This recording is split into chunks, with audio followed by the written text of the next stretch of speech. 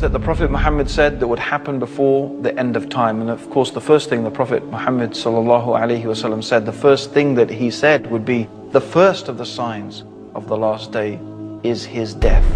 And that last day is soon upon us. And that's what the Prophet said then 1,400 years ago. How close must it be now? Let's look at some of the things the Prophet Muhammad, may Allah's peace and blessings be upon him, said in various narrations. First of all, the Prophet Muhammad mentioned that amongst the signs of the last day is that you would see the barefooted Bedouins compete with each other in building tall buildings. This is remarkable, because I invite anybody to look and go and visit Dubai, Abu Dhabi, Saudi Arabia, Bahrain.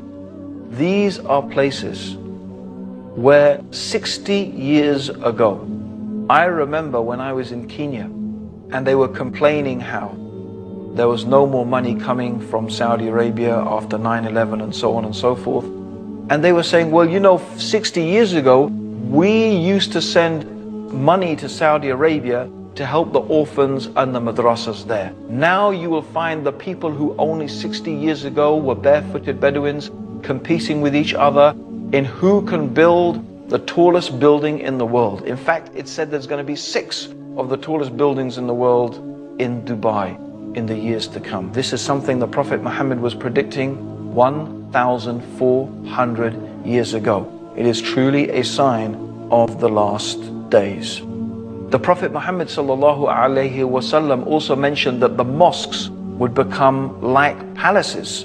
And this is the case even though the Prophet ﷺ ordered simplicity in the houses of Allah. The fact is that they've become more and more fantastic, and more money is being spent on these mosques with domes and floors and golden domes and floors and everything to match, with so much lavish chandeliers and carpets like palaces, as the Prophet ﷺ said would happen. Also, the Prophet mentioned that trustworthiness would disappear, so much so that a person would be able to say, I know a trustworthy person in such and such town. I ask you yourself if maybe that is not the case today. Also, the Prophet mentioned that there will be an increase in killing. The Prophet called it harj, to the extent that the one who is being killed and the one who is killing, they don't even know. The one who's being killed doesn't know why he's being killed. The one who is killing doesn't know why he's doing the killing. I think this is describing the condition of some cities today, where kids are shooting people. The person has no idea why he was shot. In fact, people are being shot merely just to prove themselves or for any type of madness that you can imagine.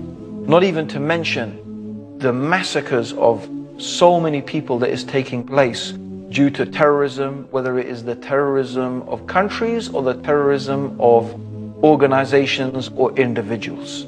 We shouldn't really make a difference. It's all terror. When women and children and innocents get killed, it's terror by the hands of whoever it is.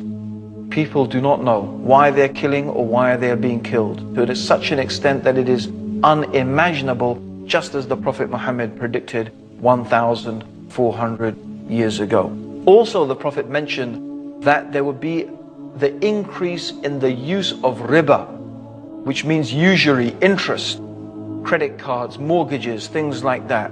In fact, to the extent that no one would be able to escape the dust of it. Everybody will be affected by it.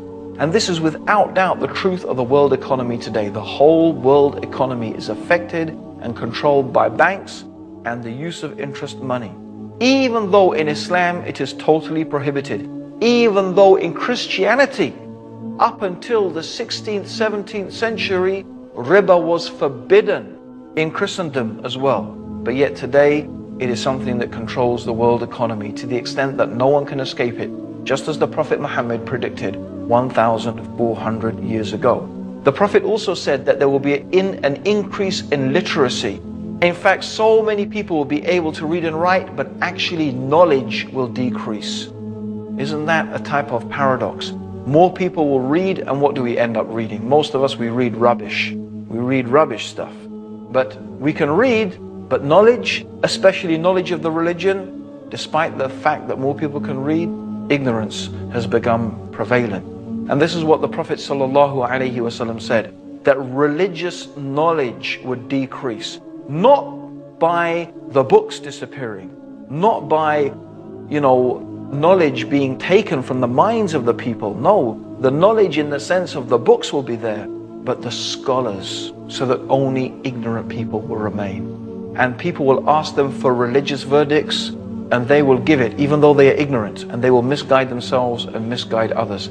Anyone acquainted with the Muslim world today will be familiar with this. And the Prophet mentioned the speakers will be many and the scholars will be few. And this is what we can find exactly. There are many speakers, many thinkers, many intellectuals, many people, alhamdulillah, giving dawah. Maybe not enough people, but the scholars, they are so few. And this is a type of sign of the last day, that the scholars will be taken away, and this is exactly what we find happening.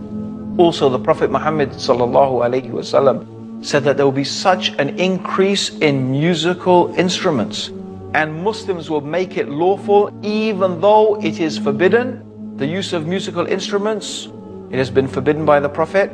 Some Muslims will make it lawful. And there are many people who are saying it's allowed, even though it is very clearly mentioned in Sahih Bukhari, the most authentic collection of hadith.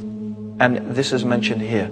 This hadith where the Prophet predicted that the people will make it lawful even though the Prophet made it unlawful, and it's come true. Just as the Prophet Muhammad, may Allah's peace and blessings be upon him, said. Also, he mentioned there will be an increase in sexual promiscuity. Even though Islam is a religion that teaches chastity, that a man and a woman should confine themselves to marriage, the Prophet said there will be an increase in sexual promiscuity. And I don't think anyone can deny that that is the state of the world today, with highly sexualized images, and even traditional societies that normally had a good traditional moral values. For example, like India. Even in India, for example, promiscuity is becoming more and more common, hardly than it ever was before. Even in Muslim countries, where the whole idea of sexual promiscuity is so against the teachings of Islam, it is unfortunately becoming more and more common. And the Prophet Muhammad said that because of this, diseases would appear that people had never heard of before. Isn't that the case? AIDS, for example, diseases that people had never heard of before will arise due to sexual promiscuity. And this has taken place just as the Prophet Muhammad predicted, sallallahu alaihi wasallam. He mentioned that women will be naked although they are dressed. The dress of some women today, which in all but means is nakedness, with the clothes that are so tight they describe every shape of the body, which this technology did not exist to make those type of clothes in the time of the Prophet. Yet the Prophet Muhammad is describing how this nakedness amongst the women will become prevalent. And also the Prophet mentioned that there will be shouting in the mosques, something that is prohibited in Islam, and it's something that I have witnessed myself. And also the Prophet said the worst and the most ignorant people will become the leaders. And really, I have to say, if we look at some of the world leaders today, even of some of the superpowers, it seems as if what the Prophet said about the worst and most ignorant people becoming leaders seems to have taken place, exactly as the Prophet Muhammad said. Also, he mentioned that a man will obey his wife and disobey his mother, something really contrary to the teachings of Islam. He will rather listen to his friends than listen to his father. And this is something that we find happening in the Muslim world, even though this is so against the teachings of Islam. Men will wear gold and silk and they will make it lawful, even though the Prophet has made it unlawful. People will abandon the religion of Islam for a small worldly gain. And keeping onto the religion will be like holding two hot coals. I am mentioning all of these things, and there are many, many more things that the Prophet Muhammad ﷺ mentioned. But these are some of the small signs concerning the events that will take place before the last day. And as we can see, these things that I have gone through, almost without exception, they have come true in a way that is so clear and so obvious and so apparent.